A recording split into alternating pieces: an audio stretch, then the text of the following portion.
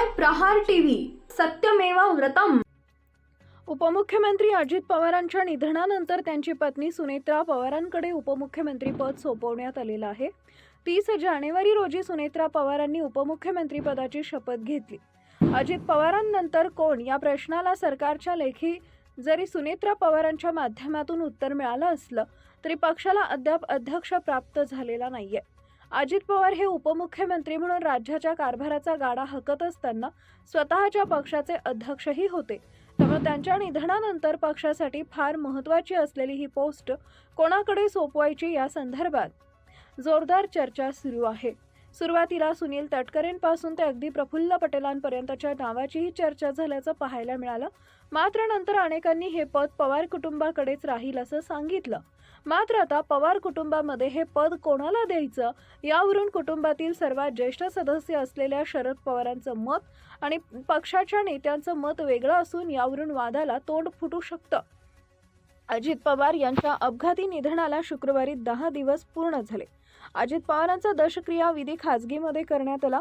तसेच कालचा दिवस हा सांत्वन भेटीचा हा शेवटचा दिवस होता। त्यामुळे सायंकाळी शरद पवार बारामतीतील सहयोग सोसायटीमधील निवासस्थानी सांत्वन भेटीसाठी दाखल झाले होते।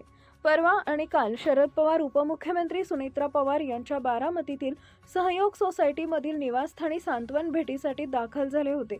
आज देखील तिसऱ्या दिवशी शरद पवार उपमुख्यमंत्री सुनेत्रा पवार यांच्या निवासस्थानी दाखल झाले। आज सांत्वन भेटीचा हा शेवटचा दिवस आहे। पवार कुटुंबियांचं सांत्वन करण्यासाठी मोठ्या संख्येने नागरिक उपस्थित होते। बारामतीतील सहयोग निवासस्थानी स्वतः शरद पवार, उपमुख्यमंत्री सुनेत्रा पवार, दिवंगत नेते उपमुख्यमंत्री अजित पवार यांचे पुत्र पार्थ पवार, जय पवार, आमदार रोहित पवार, त्यांचे वडील राजेंद्र पवार, रणजित पवार, अजित पवार यांचे बंधू श्रीनिवास पवार, युगेंद्र पवार यांसह पवार कुटुंबीय उपस्थित होते। राष्ट्रवादीचा राष्ट्रीय अध्यक्ष कोण होणार याबद्दल चर्चा सुरू असतानाच खात्रीलायक सूत्रांनी दिलेल्या माहितीनुसार शरद पवार आणि अजित पवारांच्या पक्षांच्या नेत्यांचं या विषयावर वेगवेगळं मत आहे।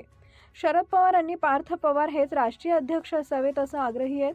गेल्या 3 दिवस शरद पवार आणि पार्थची जवळीक देखील वाढताना दिसतेय। गेले 3 दिवस शरद पवार आणि पार्थची जवळीक वाढत असून पुणे ऑफिस देखील पार्थ पवारांनीच बांधलं आहे।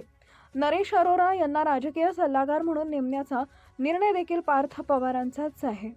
मात्र दुसरीकडे राष्ट्रवादीचे आमदार सुनेत्रा पवार यांनी राष्ट्राध्यक्षपद स्वीकारावं यासाठी आग्रही असल्याची माहिती मिळते। आता या मतभेदांवर कसा तोडगा काढला जाणार हे पाहणं महत्त्वाचं ठरणार आहे।